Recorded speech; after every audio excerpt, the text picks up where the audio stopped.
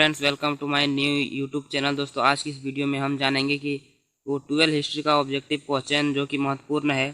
चलिए हम लोग वीडियो को शुरू करते हैं बिना देरी किए। वो पहला क्वेश्चन है, 6ठी शताब्दी ईस्वी पूर्व में राजतंत्र थे, तो राजतंत्र कैसे थे? इसका करेक्ट आंसर पहला हो जाएगा अंग, मगध, वत्स और वज्जी, यानी करेक्ट आंसर इसका पहला हो जाएगा। दूसरा प्रश्न है, गंगा और सोन नदियों के संगम पर पाटलिपुत्र नामक नगर की स्थापना की गई थी, तो किसके द्वारा की गई थी? तो यह बिंबिसार के द्वारा की गई थी, यानी ऑप्शन नंबर पहला इसका करेक्ट आंसर हो जाएगा। अगला प्रश्न, किसके अभिलेख में भूमिदान का उल्लेख मिलता है? तो यह प्रभावती, यानी ऑप्शन नंबर सी इसका करेक्ट आंसर हो जाएगा। अगला प्रश्न हम लोग देखते हैं। अगला प्रश्न है प्रयाग परिस्थिति का संबंध किस गुप्त शासक से है? तो यह समुद्रगुप्त, यानी ऑप्शन नंबर इसका दूसरा करेक्ट आंसर हो जाएगा। अगला प्रश्न है, 16 महाजनपदों का उदय हुआ, तो ये किसके युग में उदय हुआ था? तो ये बुद्ध के युग में उदय हुआ था, यानी ऑप्शन नंबर इसका दूसरा करेक्ट आंसर हो जाएगा। अगला प्रश्न है, गांधार महाजनपद की राजधानी थी, तो कहाँ थी? तो यह तक्षशिला, यानी ऑप्शन नंबर इसका 4 करेक्ट आंसर हो जाएगा। अगला प्रश्न है, महाजनपदों के मूल बस्तियों की इकाई थी, तो इकाई क्या थी? तो गांव इसकी महत्वपूर्ण इकाई थी, ऑप्शन नंबर 4 इसका करेक्ट आंसर हो जाएगा। अब हम अगला प्रश्न देखते हैं, गुप्तों के काल में कौन चीनी यात्रा भारत आया? ये प्रश्न ऐसा भी पूछ सकता है, भारत की यात्रा करने वाला प्रथम चीनी यात्री, यानी को दोनों क्वेश्चन में कोई भी क्वेश्चन आएगा तो उसका आंसर हो जाएगा फाहियान, यानी ऑप्शन नंबर दूसरा करेक्ट आंसर हो जाएगा। अगला प्रश्न है 9 नंबर, गुप्त राजवंश के किस शासक को भारत का नेपोलियन कहा जाता है? किसको कहा जाता है? तो यह समुद्रगुप्त को कहा जाता है, दूसरा करेक्ट आंसर हो जाएगा।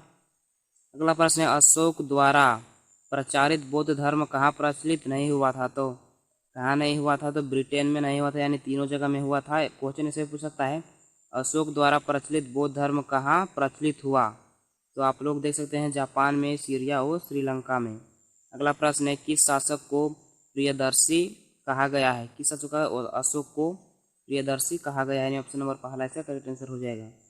अब हमारा 12 नंबर क्वेश्चन है, मगध की राजधानी कहाँ थी? तो यह राजधानी पाटलिपुत्र, यानी पाटलिपुत्र या पटना एक ही हुआ, ऑप्शन नंबर 3 इसका करेक्ट आंसर हो जाएगा। अब हम लोग यहाँ से अगला प्रश्न देखते हैं, अशोक यहाँ देख सकते हैं आप लोग अच्छे से जूम करके, अशोक किस वंश का शासक था? तो वह मौर्य वंश का शासक था, यानी ऑप्शन नंबर दूसरा करेक्ट आंसर हो जाएगा। 14 नंबर प्रश्न है, प्रयाग प्रशस्ति की रचना किसने की, यानी किसने की थी? तो इसका तीसरा हो जाएगा, यानी हरिसेन ने। अगला प्रश्न है, अशोक की कलिंग विजय का उल्लेख मिलता है, तो मिलता है यानी कब मिलता है? 13वें अभिलेख से, यानी ऑप्शन नंबर 4 करेक्ट आंसर हो जाएगा इसका।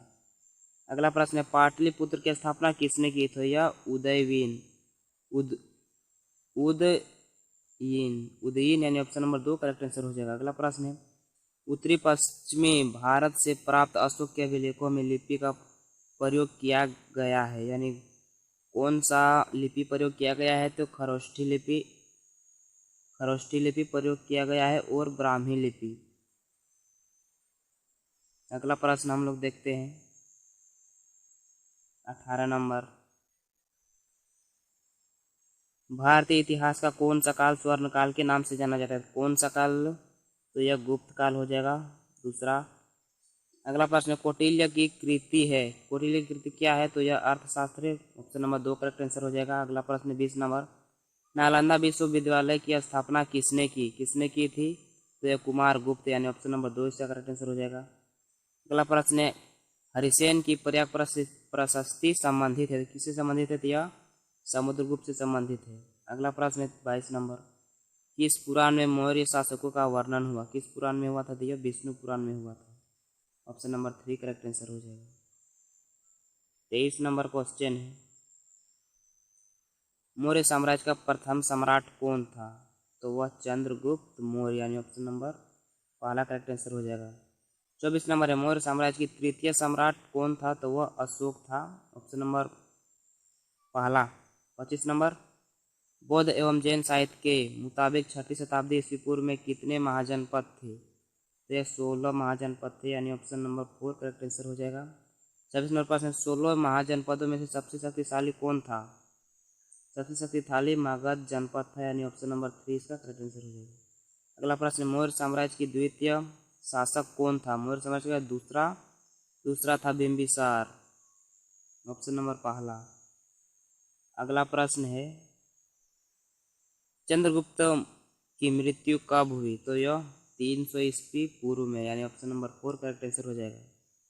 अगला प्रश्न, धम्म की लिपि क्या थी? तो यह ब्राह्मी थी, यानी ऑप्शन नंबर 2 इसका करेक्ट आंसर हो जाएगा। और अगला क्वेश्चन की ओर बढ़ते हैं हम लोग, छोटा कर लेते हैं इसको।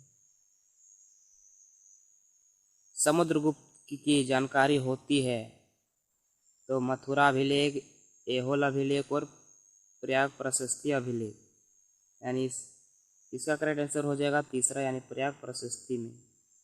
31 नंबर प्रश्न है, अष्टाध्यायी की रचना किसने की? तो यह पाणिनि ने की थी, ऑप्शन नंबर 2 करेक्ट आंसर हो जाएगा। अगला प्रश्न है 32 नंबर, अपने स्वयं के खर्चे से दूरदर्शन झील की मरम्मत किसने कराई? तो ये किसने कराई थी? तो यह रुद्रदमन ने कराई थी, ऑप्शन नंबर पहला से करेक्ट आंसर हो जाएगा। अब अगला प्रश्न है, शक संवत का आरंभ किसने कराया?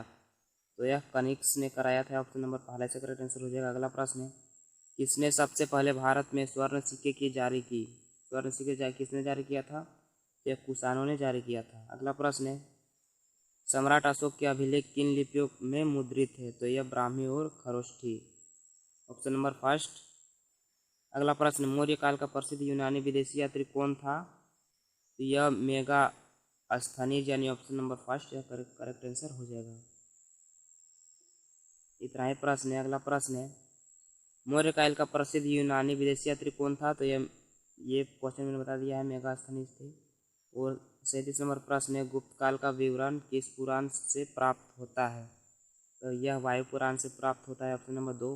अगला प्रश्न है, गुप्त काल में समाज श्रेणियों में विभाजित है, खाली जगह को भरना है, कितने श्रेणियों में विभाजित है? तो यह 4 श्रेणियों में विभाजित है। हमारा लास्ट प्रश्न है, सातवाहन साम्राज्य के संस्थापक थे, यानी कौन थे? तो यह सीमुख थे, यानी ऑप्शन नंबर फर्स्ट इसका करेक्ट आंसर हो जाएगा। दोस्तों इसी प्रकार का वीडियो पाने के लिए हमारे चैनल को सब्सक्राइब करें और मिलते हैं हम लोग अभी नेक्स्ट वीडियो में।